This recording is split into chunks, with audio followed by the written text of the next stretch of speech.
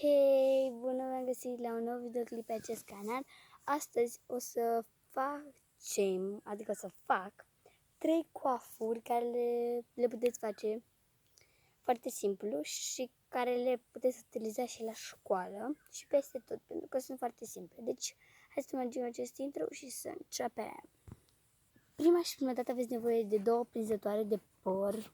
Eu am pe acesta în fundiță și pe acesta albastră cu alb. Și după cum ați observat, filmez afară pentru că e foarte cald. Și da, am zis să filmez afară.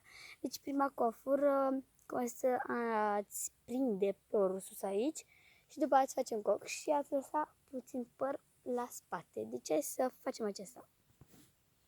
Deci mi-am prins părul așa sus într-o coadă și pe aici mi-am lăsat păr și acum haideți să facem și cocul. Deci aceasta este și coafura. Mie îmi place super mult să port așa părul și la spate. Uitați ce faină e coafura. Și aici am făcut un coc foarte drăguț, mi-a ieșit cât de cât. Și îmi place mult această coafură, deci chiar eu recomand. Și îmi place mult. Și acum, să nu mai lungim, hai să trecem la a doua coafură. Deci, a doua coafură este foarte simplă, cred că toate ați încercat-o, toate fetele mă refer, poate și băieți care au păr mai lung. Deci, constă ați prinde părul 2 codițe și hai să vedem cum o să facem.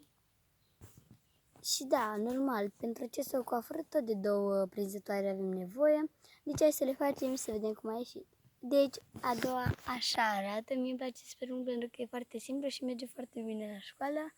Și mi-a scos aceste 2 șovițe și uitați cât de frumoasă este, mi-mi place super mult. Sper. Îmi place mult. Și hai să trecem și la ultima coafură, să vedem cum arată.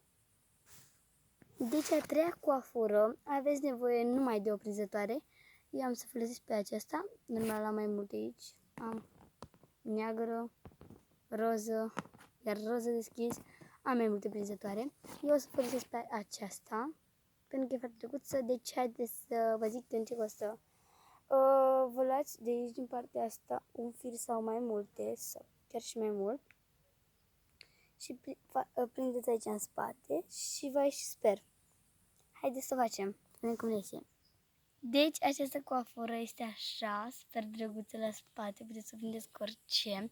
Mi-mi place super mult că merge foarte bine acum vara și îmi place mult și puteți să o prindeți cu orice, cu o glămiță. Eu am ales să mi-o prind așa cu cățică, miduță și îmi place super mult și stă foarte bine și acum vara, da, îmi place. Da, ok. Deci, acesta a fost și clipul de astăzi. Nu a fost cine știe ce coafurile, doar că eu v-am zis, sunt niște coafuri simple. Deci, noi ne revedem data viitoare cu un nou videoclip. Și dacă v-a plăcut, nu uitați să dați un like și să vă abonați. Pa!